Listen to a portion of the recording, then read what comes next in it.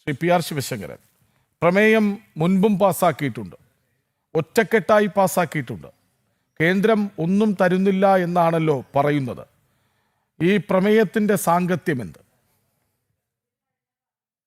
നിയമസഭയിൽ ഒരു മുഖ്യമന്ത്രി ഇത്തരത്തിലുള്ള പ്രമേയം അവതരിപ്പിക്കുക അല്ലെങ്കിൽ കേന്ദ്രത്തിനെതിരെ പ്രമേയം അവതരിപ്പിക്കുക, ഇതൊന്നും കേരളത്തിൽ അല്ലെങ്കിൽ മറ്റ് സംസ്ഥാനങ്ങളിലും അത്ര വിചിത്രമോ അല്ലെങ്കിൽ നടക്കാത്തതോ ആയ കാര്യങ്ങളല്ല. പക്ഷേ ഒരു മുഖ്യമന്ത്രി കേരളത്തിന്റെ നിയമസഭയിൽ ഒരു പ്രമേയം അവതരിപ്പിക്കുമ്പോൾ മിനിമം അതിൽ രാഷ്ട്രീയമാകാം, രാഷ്ട്രീയമായി കേന്ദ്രത്തിനെ എതിർക്കാം, കേന്ദ്രത്തിനെ കുറ്റപ്പെടുത്താം, പക്ഷേ അതിൽ ഫാക്ച്വൽ മിസ്റ്റേക്ക് എങ്കിലും വരുത്താതിരിക്കുവാനായിട്ട് സംസ്ഥാനത്തെ മുഖ്യമന്ത്രിയും അദ്ദേഹത്തെ ഉപദേശിക്കുന്ന IAS ഓഫീസർമാരെങ്കിലും ശ്രമിക്കണം. ഇപ്പൊ നോക്കൂ, അദ്ദേഹം ഇവിടെ നിയമസഭയിൽ വായിച്ച ഈ പ്രമേയത്തിൽ ഞാൻ കേട്ടിടത്തോളം ഒരുപാട് തെറ്റുകളുണ്ട്. അതിൽ 2 കാര്യം ഞാൻ മാത്രം പറയാം, ഞാൻ എഴുതി വെച്ച കാര്യം മാത്രം പറയാം. അദ്ദേഹം പറഞ്ഞ ആദ്യത്തെ കാര്യം, GST നിരക്ക് കേന്ദ്രം കുറച്ചു. അത്തരത്തിൽ കേന്ദ്രം GST നികുതി കുറച്ചതുകൊണ്ട് കേരളത്തിന് നികുതി വരവ് ഇനത്തിൽ വലിയ നഷ്ടം വന്നിരിക്കുന്നു. അതുകൊണ്ട് ആ നഷ്ടം നികത്തുവാനായിട്ട് കേന്ദ്രം വീണ്ടും കടം നൽകണം, അല്ലെങ്കിൽ കൂടുതൽ പണം ഈ നികുതി ഇളവിന്റെ പശ്ചാത്തലത്തിൽ ഗ്രാൻഡ് ആയിട്ട് നൽകണമെന്നാണ് കേരളം ആവശ്യപ്പെടുന്നത്. ഇതിലെ ഒരു തെറ്റ് നോക്കൂ, മണ്ടത്തരം നോക്കൂ.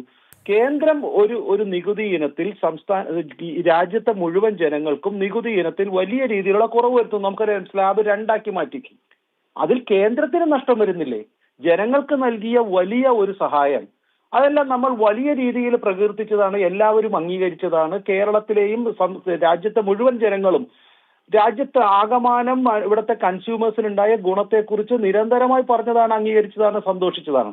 അപ്പൊ കേരളത്തിനും ഗുണം കിട്ടുന്ന, കേരളത്തിലെ സാധാരണക്കാർക്ക് ഗുണം കിട്ടുന്ന GST നികുതിയിലെ കുറവ്, ആ കുറവിൽ കേരളത്തിനും അതുപോലെ തന്നെ കേന്ദ്രത്തിനും വലിയ നികുതി വരുമാനത്തിൽ നഷ്ടമുണ്ടാകുന്നുണ്ട്. പക്ഷേ കേന്ദ്രത്തിന് നഷ്ടമുണ്ടാകുന്നത് പ്രശ്നമില്ല. കേരളത്തിൽ നികുതി വരുമാനത്തിൽ നഷ്ടമുണ്ടായാൽ അത് കേന്ദ്രം നികത്തണം, അല്ലെങ്കിൽ അത് കേന്ദ്രത്തിന്റെ മാത്രം കാര്യമാണ്. ഞങ്ങൾ ജനങ്ങളെ പിഴിഞ്ഞുകൊണ്ട് GST വരുമാനത്തിൽ ഞങ്ങൾക്ക് ഒരു കുറവും പാടില്ല, ജനങ്ങളിൽ നിന്ന് നിരന്തരം നികുതി പിഴിഞ്ഞ് ഞങ്ങൾ ജീവിക്കും, ഞങ്ങൾ ദൂർത്തടിക്കും, ഞങ്ങൾ കൂടുതൽ കാറുകൾ മേടിക്കും. അതാണ് രസം.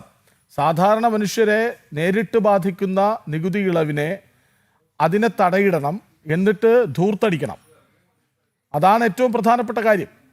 അതെ, ഇത് കേരളം ചർച്ച ചെയ്യണം. 1. 2, അദ്ദേഹം പറഞ്ഞ മറ്റൊരു ഫാക്ച്വൽ മിസ്റ്റേക്ക്, മറ്റൊരു പൊളിറ്റിക്കൽ ഇൻകറക്ഷൻ ആണ്, തെറ്റായ ഒരു കാര്യമാണ്. അടുത്തത്, അദ്ദേഹം പറയുന്നത് നാഷണൽ ഹൈവേയിൽ കേരളം മാത്രമാണ് പണം നൽകിയത്.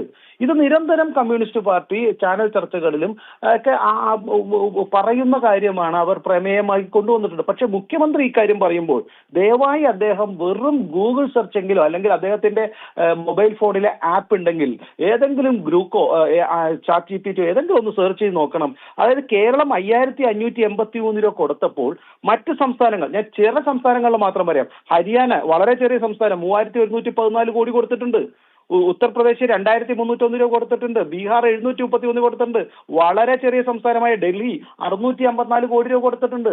ഇവിടെയെല്ലാം മനസ്സിലാക്കേണ്ടത്, ആ സംസ്ഥാനങ്ങളിലൂടെ വഴി പോകുമ്പോൾ ലാൻഡ് അക്വിസിഷന് വേണ്ടിയിട്ടുള്ള ചെലവാകുന്ന തുക തുച്ഛമാണ്. കാരണം ഒരൊറ്റ നഗരം കഴിഞ്ഞാൽ പിന്നെയുള്ള ഗ്രാമങ്ങളിൽ ചെറിയ തുകയാണ് ലാൻഡ് അക്വിസിഷന് കൊടുക്കേണ്ടതെന്നുള്ളത് ഏത് മന്ദബുദ്ധിയായ MLAക്കോ മുഖ്യമന്ത്രിക്കോ മനസ്സിലാകും. അപ്പൊ കേരളത്തിൽ 5583 കൊടുത്തിട്ടുണ്ടെങ്കിൽ 66,000 കോടി രൂപയുടെ 25% സംസ്ഥാനത്തെ ലാൻഡ് അക്വിസിഷന് വേണ്ടിയാണ് പോയിട്ടുള്ളത്. ആ ലാൻഡ് അക്വിസിഷൻ കോസ്റ്റ് സംസ്ഥാനത്തെ വരുമാനത്തിൽ വലിയ കാര്യമായി സ്വാധീനിച്ചിട്ടുണ്ട്. കാരണം ഈ സ്ഥലം മേടിച്ചവരെല്ലാം മറ്റു സ്ഥലങ്ങളിൽ വീണ്ടും സ്ഥലം മേടിക്കുകയും അപ്പോൾ അതിന് വേണ്ടുന്ന ടാക്സ്, സ്ഥലം, പേപ്പർ, പർച്ചേസ് ചെയ്യുന്നുള്ള പേപ്പർ, സ്റ്റാമ്പ് പേപ്പർ, അത് മേടിച്ചപ്പോൾ മുഴുവൻ തുകയും സംസ്ഥാനത്തിനാണ് കിട്ടിയിട്ടുള്ളത്. അതുകൊണ്ട് ഇതിന്റെ നല്ലൊരു ശതമാനം വരുമാനം ഈ സംസ്ഥാനത്തിന് തിരിച്ചു കിട്ടിയിട്ടുണ്ട്. ഇതെല്ലാം മനസ്സിലാക്കാതെ, പിന്നെ അതിന്റെ GST വരുമാനം വേറെ മറ്റുള്ള കൺസ്ട്രക്ഷനിലെ, ഇതൊന്നും മനസ്സിലാക്കാതെ സംസ്ഥാനം മാത്രമാണ് ഈ കേന്ദ്രത്തിലേക്ക് പണം നൽകുന്നത്, ഇത് കേരളത്തിന്റെ മാത്രം എന്തോ പ്രത്യേകതയാണ് എന്നുള്ള രീതിയിൽ ഒരു മുഖ്യമന്ത്രി തന്നെ സംസ്ഥാനത്തെ തെറ്റിദ്ധരിപ്പിക്കുന്ന രീതിയിൽ പറയുന്നത് ഒരു കമ്മ്യൂണിസ്റ്റ് പാർട്ടിക്കോ അല്ലെങ്കിൽ കേരളത്തിന് തന്നെ അപമാനമാണ്. അദ്ദേഹം അത് തിരുത്തണം. ഈ തെറ്റുകൾ ജനങ്ങളെ കൃത്യമായി മനസ്സിലാക്കുവാൻ മാധ്യമങ്ങൾ ശ്രമിക്കണമെന്നാണ് എനിക്ക് പറയാനുള്ളത്. ഇത്തരത്തിൽ ധാരാളം തെറ്റുകൾ അദ്ദേഹം പറഞ്ഞിട്ടുണ്ട്. ഞാൻ സമയം അനുസരിച്ച് അത് ഞാൻ എക്സ്പ്ലെയിൻ ചെയ്തോളാം. ശിവശങ്കരൻ, 1, ജനങ്ങളെ പിഴിഞ്ഞുകൊണ്ടേയിരിക്കണം, 2, ജനങ്ങളെ പറ്റിക്കണം.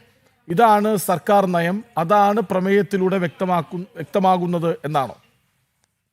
ഇത് മാത്രമല്ല, കൊള്ളയും കൂടെ അടിക്കണം. ഒന്ന് ജനങ്ങളെ പിഴിയണം, രണ്ട് പറ്റിക്കണം, മുഴുവൻ ഈ പറയുന്ന നമ്മളുടെ ബാങ്കുകൾ കൊള്ളയടിക്കണം, അതുപോലെ ക്ഷേത്രങ്ങൾ കൊള്ളയടിക്കണം. ഇപ്പൊ നോക്കൂ, മലബാർ ദേവസ്വം ബോർഡിൽ നിന്ന് കൊള്ളയടിച്ചിട്ട് കളവ് പോയിട്ട് സംസ്ഥാനത്തെ പോലീസിന് പരാതി കൊടുത്തിട്ട് മൂന്ന് മാസമായി ഒരു അന്വേഷണം നടക്കുന്നില്ല. എന്നിട്ട് മലബാർ ദേവസ്വം ബോർഡ് തന്നെ ഒരു സ്വകാര്യ അന്യായം ഫയൽ ചെയ്യുന്നു. അന്വേഷണം നടക്കുന്നില്ല. പോലീസ് തന്നെ കൊള്ളക്കാർക്കും കള്ളന്മാർക്കും കൂട്ടാണ്. നമുക്കറിയാം പോറ്റി എങ്ങനെ പുറത്തുനിന്ന്. അതുകൊണ്ട് ഇത് കൊള്ളക്കാരുടെ സർക്കാരാണ്, ഇത് കള്ളന്മാരുടെ സർക്കാരാണ്, ഇത് നുണയന്മാരുടെ സർക്കാരാണ്. അതിനെല്ലാം നേതൃത്വം നൽകുന്ന ഒരു മുഖ്യമന്ത്രിയാണ് നിർഭാഗ്യവശാൽ നമ്മുടെ മുന്നിലുള്ളത്.